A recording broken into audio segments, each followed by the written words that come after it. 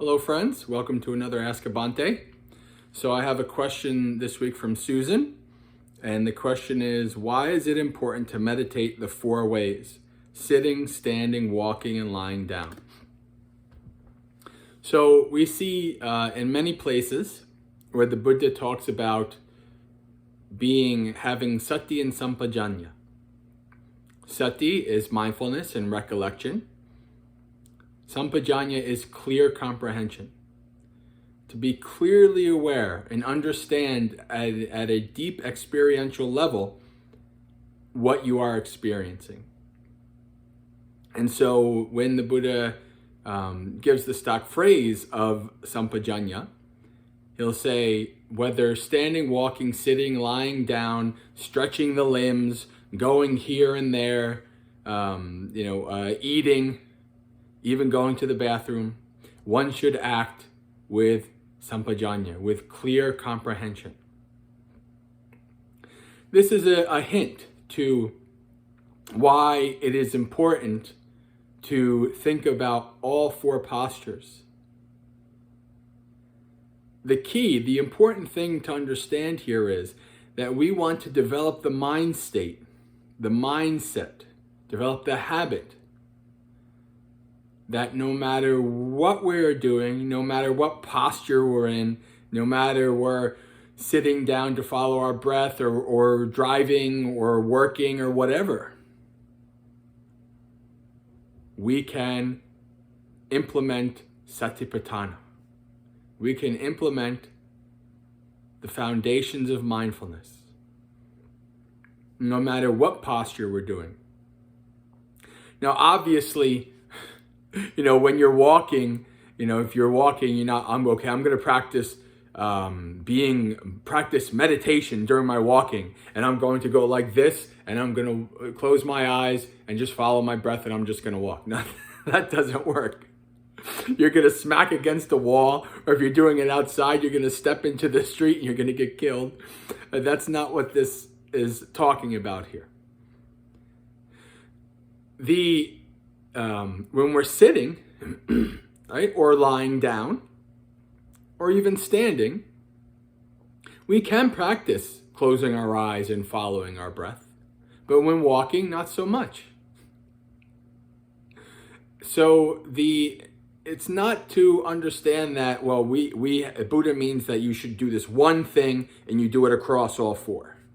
That's not what the Buddha is talking about here. The Buddha is talking about using all of your postures, no matter what. You're setting up your mind with the understanding that there is not one time, one situation, one posture that you cannot practice with.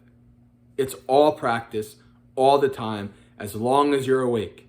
Right? At the end of the Karaniya Metta Sutta, the Metta Sutta, it goes, whether standing, walking, or sitting, lying down, or whenever awake, one should develop this mindfulness.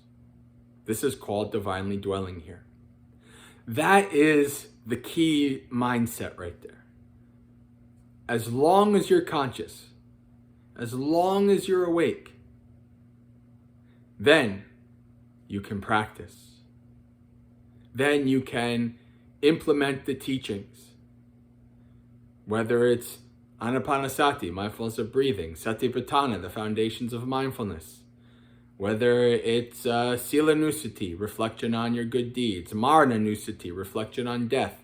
All of these different things. No matter what posture, you can practice. And investigating the posture in and of itself is part of Satipatthana, is part of the practice.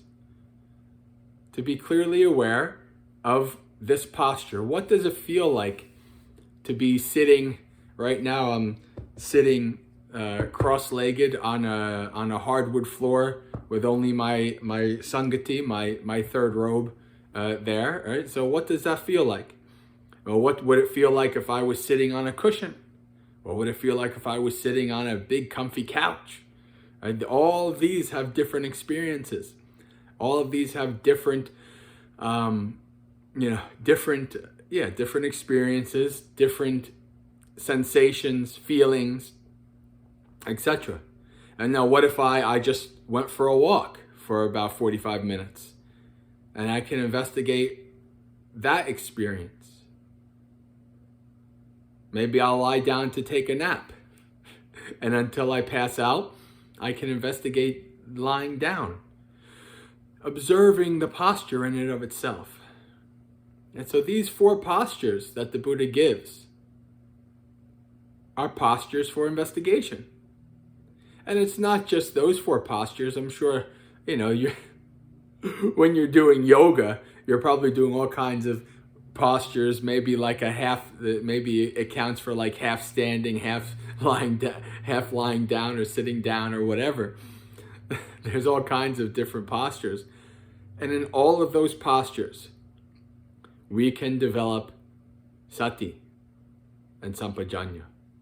We can develop mindfulness and clear comprehension. That is the importance of understanding why it is important to reflect on and to investigate our experience in all of these postures.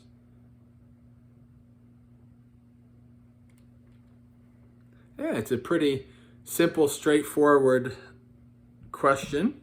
Not like the last couple, which had a bit more different dynamics and aspects to it. But this is the importance, again, is to sum up, is to develop the mind that you are always able to practice. This is why I came up with the simile of the ember. I'll put that, if you never heard the simile of the ember, I'll put the article I wrote about it in the description. But it's a technique that allows us to remember that just because we get up from our morning meditation doesn't mean that we leave our practice on the cushion. Maybe in the morning we sat down and we're following our breath. And instead of just leaving your mindfulness on the cushion, you bring your mindfulness with as you're moving up. This is when I do guided meditations about Satipatthana. I'll often have, now change your posture. Going from sitting for a half hour to standing and observing how that change is. Observing the body and the mind while this change is happening. To observe these things.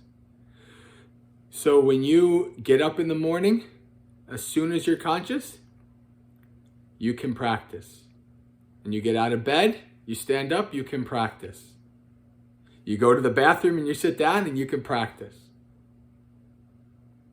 You get in the car to go to work or the subway or whatever public transportation, you can practice. You go into work and you're running around and doing all kinds of various activities, you can practice.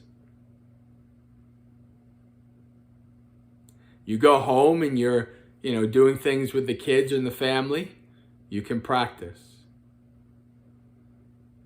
When you're going to go to bed, you can practice. You can't practice when you're passed out.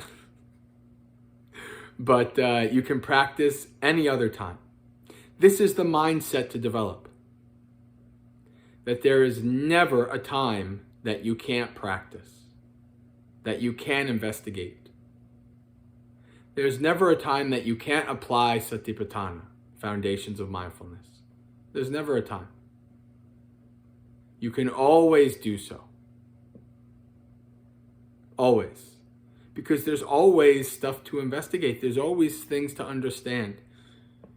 Even the small and the minute, which we might think of as boring, especially initially.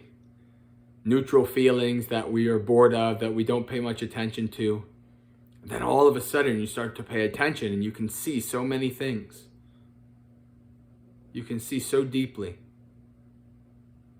It's very important to develop the mindset that as long as you're conscious, you can practice. No matter what posture, no matter what activity, you can practice. And that, friends, I think will be that. for this question. Thank you, Susan, for that question. And if anybody who's listening to this has a question to put forward to me that I can answer for your own edification or for the benefit of others who might see the video in the future, then please put your question in the chat below.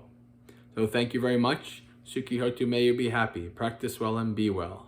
May you have a spiritually successful and peaceful time. Until next time.